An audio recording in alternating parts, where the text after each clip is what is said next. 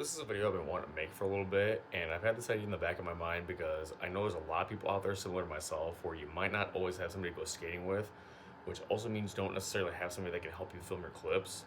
Now, I do a lot of filming where I have my phone set up on a tripod, and for the longest time, I was just always doing still shots and just going ahead and posting them because that's what I was able to do. But I found out that the app that I use for editing allows me to add motion to my clips. So if you are somebody that's in that same scenario and you want to be able to have some motion with your clips, but you don't have somebody to film, here's how you can do it. But please keep in mind, this isn't the only way you can do it. This is just a way, and this is also how I've been doing it. So if you want to add some motion to your clips, here's how you can do it. So the video editing app that we're going to be using in this video, and it's the same one that I use for everything, is InShot. And if you haven't heard of this one, it is a free to download app on the App Store, and it's good for iOS and Android. So let's go ahead and jump in really quick. So the video that we're actually be editing for this, to give you guys some examples, is from an old Instagram post that I posted back in March. And this was before I knew about adding motion to clips. So we're going to go ahead and I'm going to show you guys really quick. This is what the original post looked like.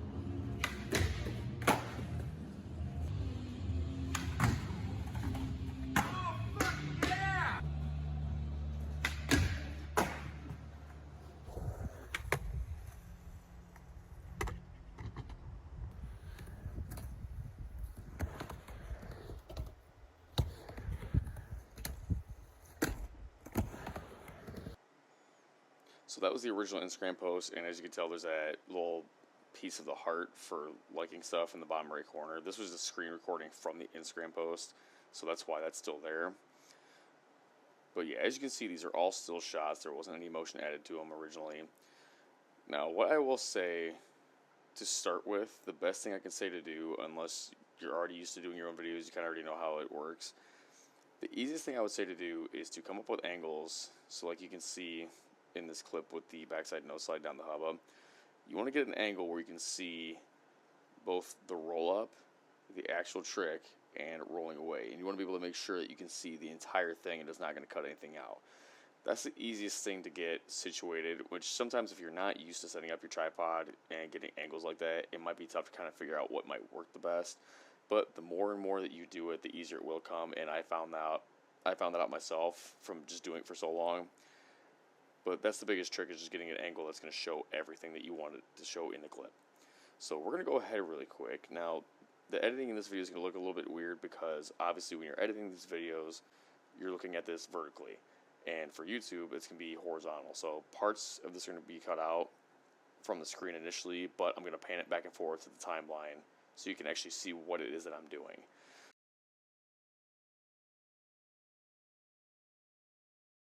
So down here on the bottom, you can see you have the whole entire timeline. I can scroll right now and go through the whole video. And right above it, there's different editing tools. Now, we're not going to be using half of these, but this is just a gist of what you can see here. Now, what I am going to go through real quick and do is, because this was from an original post and the clips are already put together, I'm going to go ahead real quick and split these up so they're pretty much as their own clips. So we're going to go ahead right here. I'm going to hit split. That's going to start a clip here. Same thing with that. And I'm just going to go ahead and go through. I'm going to skip this ahead, but I'm just going to add the splits in this. That way we can go ahead and get to the actual editing portion of this. Alright, so now as you can see on the timeline, I've went through and split up all the different clips. So this is kind of how it would look if you were importing all the original clips, not even edited. So we're going to go ahead and start with the first clip from the video. So as you can see the floor from the bottom of the Euro gap, you can see the entire Euro gap, and you can see the whole top part of that. So what you're going to want to do is down on the timeline, In order to do the editing that we're going to do, you want to tap on the clip that you want to work with. So right here you can see this clip is highlighted and it shows that the duration is 4.1 seconds. Now, as you can also see, when I click that, where all the tools are above that, you can also see right above that's the play button, so you can play your clip. Now, as soon as you tap on your clip you want to edit, you see this little icon light up over here where it looks like a down arrow, a plus button. This is the main tool that you're going to use to add the motion to your clips, and this is the keyframe feature. Now, if you've played games like Skater XL in Session, you probably already know what keyframes are. You're basically picking specific frames that you want it to work with. So while the clip's highlighted, so we're going to go ahead and start this one right here where I'm starting to come into frame. So while that clip is selected, you won't be able to see it obviously on my screen, but you're going to use 2 fingers and zoom in like you would for anything else. So once you get to a spot you want it to sit at, you click on that down arrow with the plus button, so that is the keyframe button. And pretty much what we're going to do here is go down to the timeline, and you can see now there's a little arrow that's right at the edge of the clip. We're going to go ahead and move this over, and every time we have a general clip that we wanted to use, so right now we can see we're going to go ahead and move this around a little bit to give it a little bit of motion here. So as soon as we do that, looking back down at the timeline, it adds another frame. So if I was to go ahead and pan through like you see down here right now, up in the video it's going to show that it's moving the frame because it's trying to connect the motion from one frame to the other, so that meets it up. And this is basically what you're doing to add the motion to the clips with this feature. You're pretty much just going to go ahead and keep playing around, and you can keep zooming in. You can zoom in and out, whatever you feel works best for your clip. And you're pretty much going to do that with every single clip. So now that we added the motion for that, I'm going to go ahead and play, and we're going to get a little bit of a preview of what this clip looks like.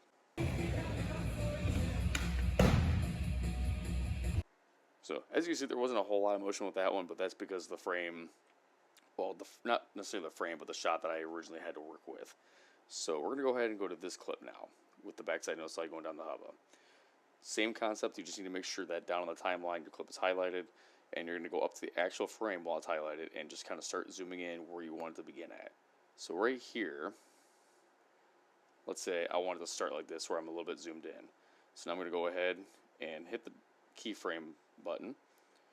So that's the first frame that's going to begin on. Now let me go ahead and move this over a little bit. So let's say right here, right where I get into the nose slide, I want that to be a frame. So we'll go ahead and zoom this around to kind of give it a starting point there. So that's the next frame that it's going to go to. And as I move through the clip, I can pick another spot where I want to add that frame. So let's say here, I just wanted to zoom out completely and be done. And we'll just bring it back to the original frame. And you know what, actually I might keep it zoomed in just a little bit and just move it over slightly. So now, in this case, looking at the timeline, we've only got 3 frames. And you can do as many as you want, but just keep in mind, the more frames you add, it might add more of like a jerky movement to it, so you might need to get rid of some, change up some of the frames, whatever you might need to do. So now with the nose slide clip, if I hit play,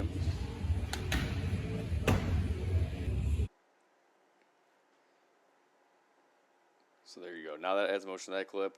Now I'm just going to go ahead really quick here, because this is pretty much the same type of angle for the frontside 5.0. So I'm just going to make this one speed up a little bit here just so we can get through this example.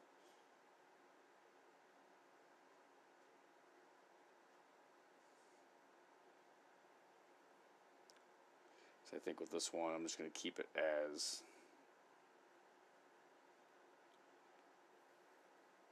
about the same as it was before. So now you can see here, add a little bit of motion. Now for this one, I think I'm just going to leave that one alone because it's going to look, it might look kind of weird. Well, I guess for the sake of this video, we'll go ahead and just do it, just so you can kind of see what it would look like in this scenario. So we'll go ahead, let's say we're just going to zoom it out a little bit. So let's go ahead and add a frame there.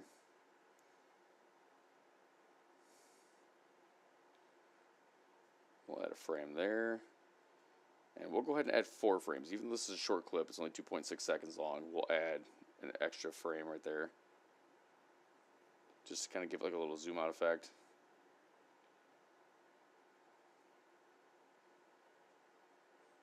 So now if I hit play,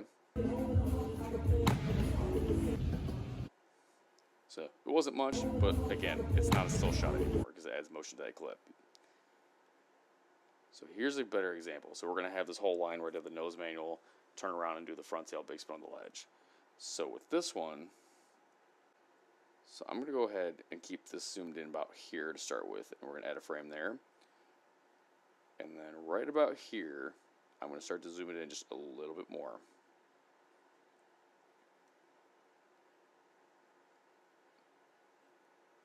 And I'll zoom this in a little bit. I'll add a frame there. And because we're heading toward the ledge, I'm going to move this over just a little bit to get it started. So as you can see now, when I'm coming away from this, and I'm just simply dragging along the timeline. I'm not doing any playing or anything like that yet. So as you can see, with where I added that other frame, it's going to start moving towards the ledge in that general direction. So now if I add the frame there, I can zoom this out a little bit. We'll pick that as a frame. So now as you can see, going from this point to the point where we're heading toward the ledge, it's going to look like somebody was just panning over with my phone. So we add a frame there. I'm going to zoom out just a little bit here. I want to make sure I'm completely in the shot for that big spin. And for the end of the clip, I think we're just going to zoom it all the way back out. So now that we did that, here's the whole clip with keyframes added in for the motion.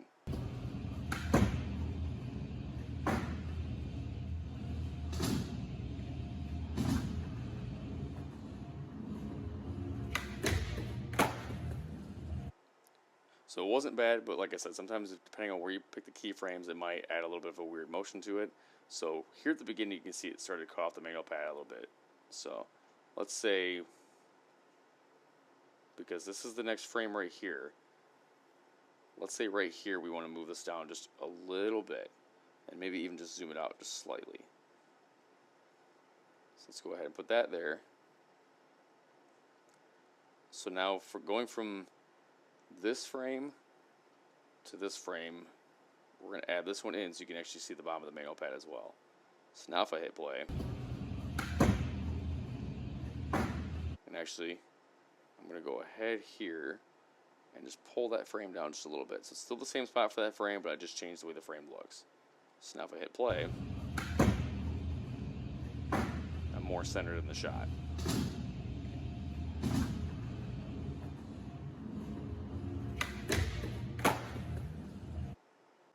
Now this is another simple shot, so I'm just going to go ahead and kind of speed through it really quick because this is basically what I've already shown you guys so far. And this is kind of how quick you can start to do it once you get the hang of it. It actually becomes a lot easier than you would think. Or not necessarily so much easier, but once you get the gist of it, you kind of just fly through it without even thinking about it. So like I just did that fast.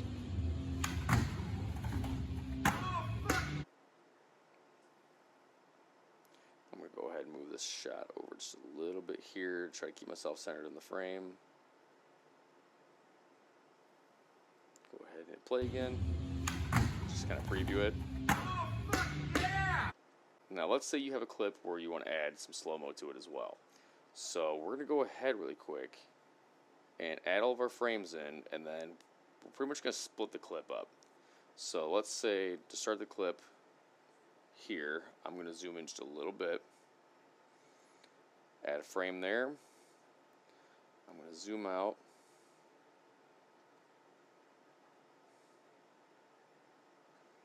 and maybe we'll just zoom in just a little bit, add the frame there,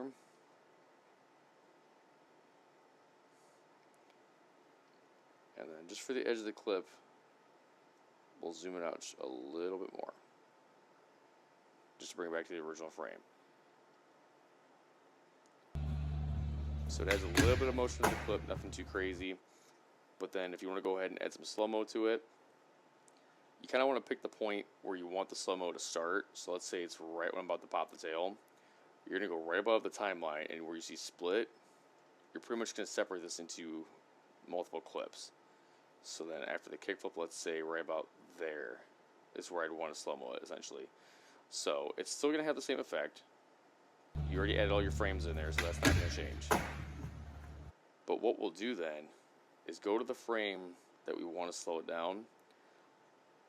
And up here in the tools, you kind of can drag it back and forth and see all the different tools that you can use. We're going to go over here to speed. And it'll give the option of how fast or slow you want the clip to go. So let's say we want this to go half speed, just to see what it looks like. Now if we preview that,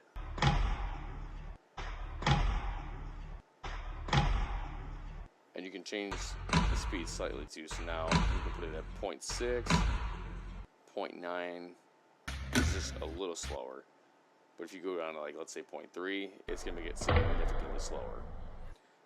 But for the sake of the video, let's just have fun with it. Let's set it at 0.3, and then you're going to hit the check mark up here to apply it.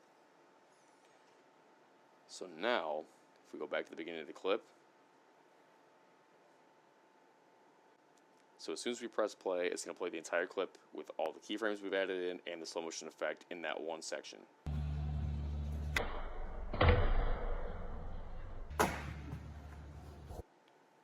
And if you don't like how that works too, you can always go back in and change the speed again.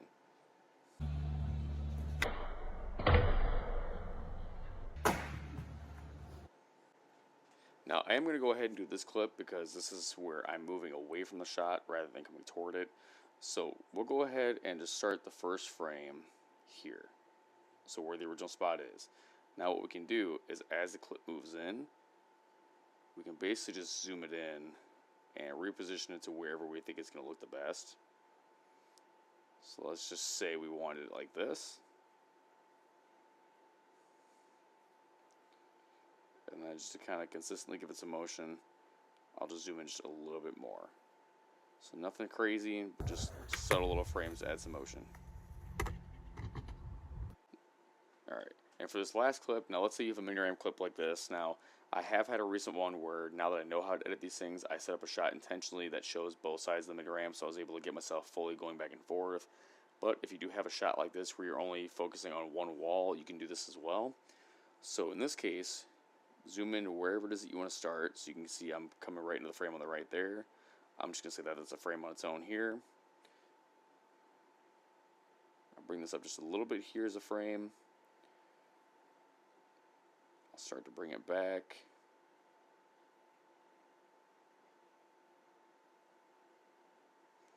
Maybe add that as a frame. And as it just came out of frame, I'll set it about there. And then because I'm getting ready to come back into frame again, I'll just say that that's another shot. And we'll bring it back over. I'm going to zoom this one out just a little bit just because this is a different trick than the last.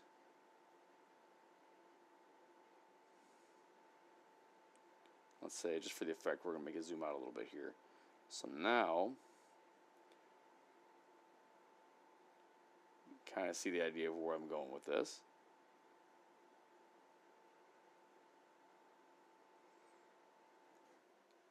So now we can go back. Now it's going to add a little bit of back and forth motion, but we'll see how it looks. So now you can see it's a little bit jerky right there.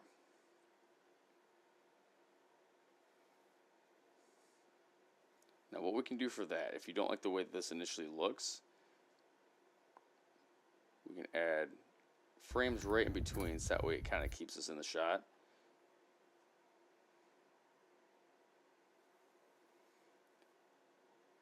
And right here down in the timeline, you can see there's this little gap here and there's a couple frames right here. Now sometimes it might be these ones that are spaced out that might add the biggest changes into this. So let's say we're going to go ahead and get rid of this. So you pretty much just hit the keyframe button again, and we'll keep this original frame. Now let's see how that looks.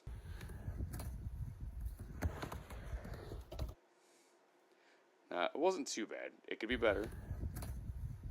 But let's say maybe now we'll get rid of the second frame that was in there.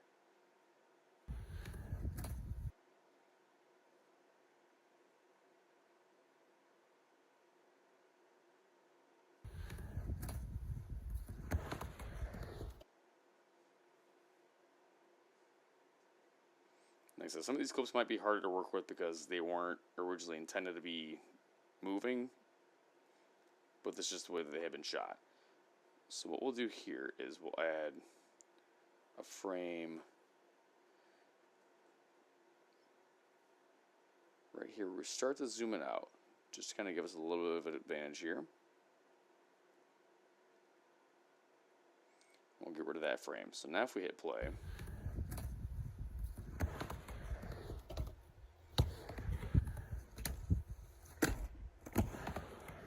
so not too bad, but again, you can pretty much play around with these. And like I said, down here on the timeline, if you want to get rid of certain ones, you pretty much just hit that down arrow, and now it shows a minus. So that's just, if you're over a specific keyframe, you can get rid of it by hitting that. So let's see. So for this one, I'm going to zoom this back out just a little bit.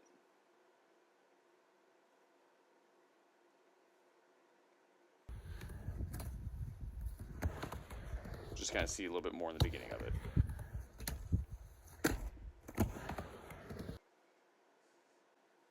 And now that we've got our whole video essentially edited, what we're going to do is go over here to the top right corner and hit the save button here. Now you can see you can do different resolution, frame rate, and formats. So if you're just doing something as simple as Instagram or TikTok or whatever it is, I'll usually pick the highest resolution and the highest frame rate. Now if you're trying to do a whole YouTube video, the easiest thing is probably going to be to do a lower resolution like 480p with the higher frame rate, and that's usually what I do for all of my YouTube videos. So we'll go ahead and hit save.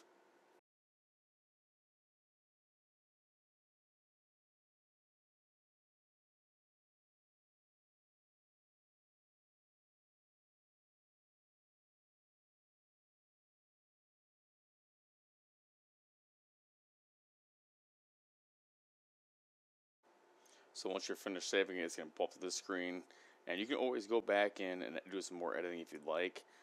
But now that we've done the whole editing, this is what it would look like if we were to add motion to the original post and post it on whether it's Instagram, TikTok, whatever it may be.